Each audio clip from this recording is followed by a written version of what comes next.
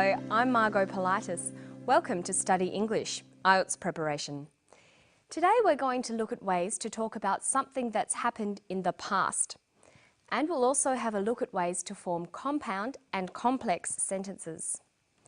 First, we're going to listen to a woman talk about a dramatic event in her past. 4 years ago, she had a stroke.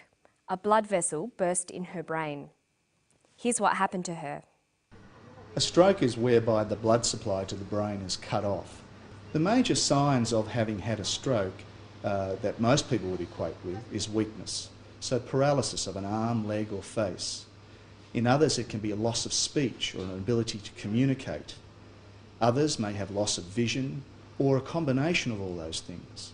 I was just so physically fit and also emotionally I was on top of the world. I had a really good job at that time and I was getting married. I just felt terribly nauseous and I woke up with pins and needles down one side of my leg. And then it worked its way up towards my arm and across. I was just immobile. I couldn't move, I couldn't walk. I was paralysed on this side of my body. Simone is telling her story. She is giving a recount of what happened to her and how she was affected. A recount is a story about past events, usually in the order in which they occur. Let's take another look at a clip from today's episode. Listen for the past tense verbs in Simone's story. I was just so physically fit and also emotionally I was on top of the world. I had a really good job at that time and I was getting married. She says, I was so physically fit. I was on top of the world. I had a really good job. Here, was and had are past tense verbs. They're irregular verbs. Let's compare the three forms of these irregular verbs. From the infinitive form of the verb to be, we can form the simple present forms am, is and are. And we can also make the simple past forms was or were. Notice that the verb to be is the only verb in English that has two past tense forms. All others just have one. Let's do the same for the verb to have. What is the simple present form of the verb to have? Has or have. And the simple past form? Had. When you learn new verbs, it's important to learn them with all their different forms.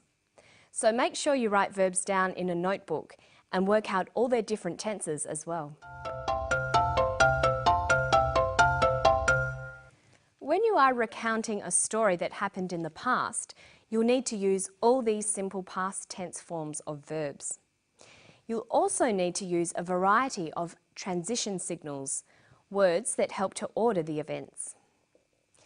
Using transition signals will help the reader or listener follow the order of events in the story.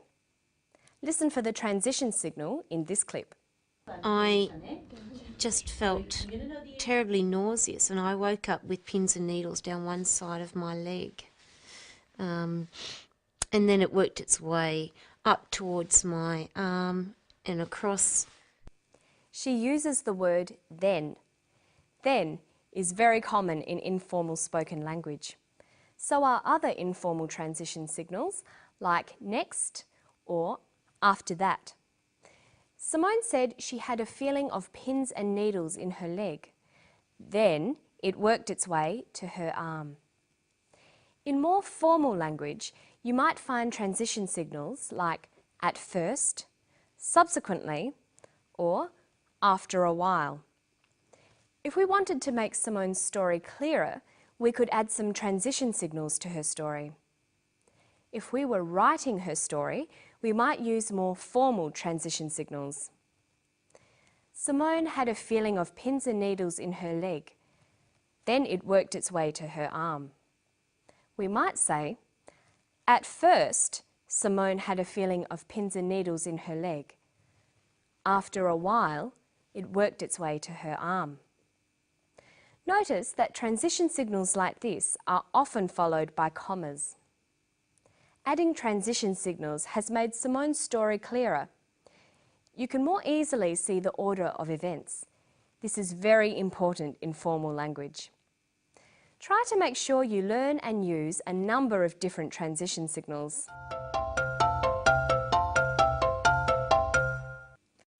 Now let's have another listen to a clip of Simone talking about her illness. Pay attention to the type of sentences that Simone uses. Are the sentences simple, compound, or complex? And it worked its way up towards my arm and across. I was just immobile. I couldn't move. I couldn't walk. I was paralysed on this side of my body. Most of the sentences that Simone uses are simple sentences.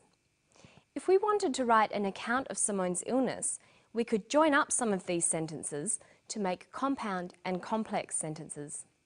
We form compound and complex sentences by joining simple sentences and phrases together. Simone says, "I was just immobile. I couldn't move. I couldn't walk." But we could edit this to say, "I was just immobile. I couldn't move or walk." Or, "I was just immobile.